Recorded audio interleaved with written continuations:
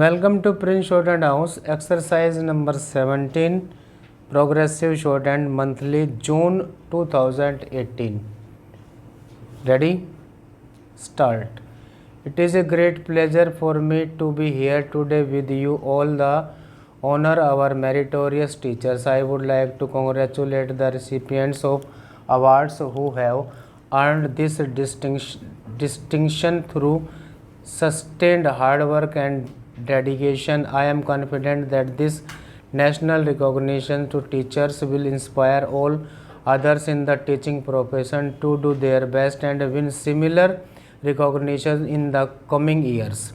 The nation is celebrating today the Teachers' Day, which coincides with the birthday of Dr. S. Radhakrishnan, an illustrious son of India and a distinguished predecessor for mine. He was a teacher himself, and his contribution to the world in the field of learning is well known. It is heartening to note that there are several teachers who are devoted to the profession and work hard for the development of young minds in spite of hardships and unsettling conditions in many areas. I hope that the entire teaching community will emulate their example and try to reach the standards attained by the award winners who are with us here today. These awards were instituted by the government in order to focus the attention of the nation on teachers and their welfare. Methods of teaching are constantly undergoing change, whether it be in the teaching of humanities or of sciences. Emphasis is now rightly given to simulating pupils' interest and curiosity and making him eager to earn rather than being a passive recipient of information.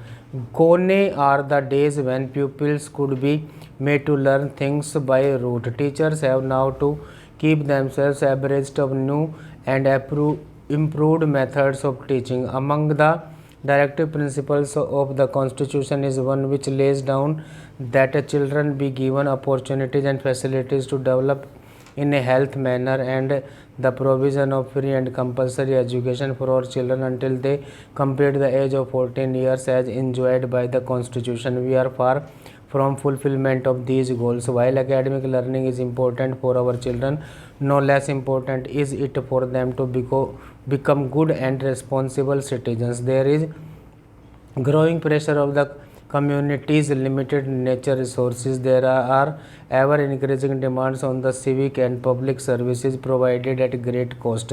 Rapid industrialization and concentrating of large population in limited areas have thrown up civic, environmental and other problems which could not be visualized years ago. It gives me great pleasure to be here amidst all of you today in inaugurate the Silver Jubilee celebrations of the Sindhya Kanya Vidyalaya. When Srimati Vijaya Rajya Sindhya invited me for this function, I readily agreed to come as I consider women's education vital for the progress of the nation. I am glad to learn that the school was inaugurated by Dr. Rajendra Prasad, my illustrious predecessor, and the foundation stone of the schooling building was laid by our present Prime Minister. The school has made rapid progress and has acquired a good name for itself as a public residential school for girls.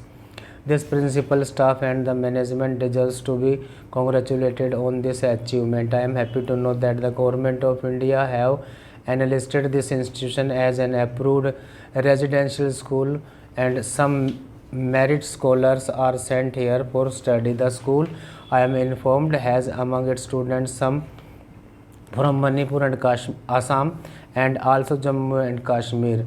Intermingling of peoples from different parts of the country helps to promote harmony and understanding between the various linguistic areas, which is essential for the country's unity. In our freedom struggle under the leadership of Mahatma Gandhi, women plays a great role as they did earlier with Rani Jhansi by fighting the British. Here I must make a reference not only to these great women like Sarojini Naidu who actively participated in the freedom struggle, but to the large number of women who looked after the families when their men fall courted, arrest and went to jails and silently suffered privation in the hope of keeping a free India someday. Here the memory of Kasturba Gandhi also comes before our minds and inspires us. Our ancient scriptures tell us that the gods are pleased where the women are held in esteem,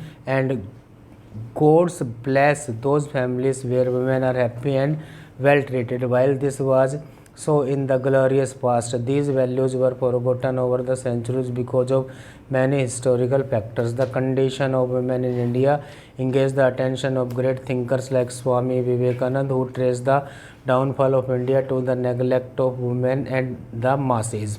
He said, in India, here are two great evils forced on the women and grinding the poor, for which the Swamiji program was emancipation of women and uplift of the masses. Pleading passionately for the education of women, Swamiji said, it is only in the houses of educated and pious mothers and great men are born. In India, a social revolution has been brought in recent times with men and women enjoying equal rights. Here stop.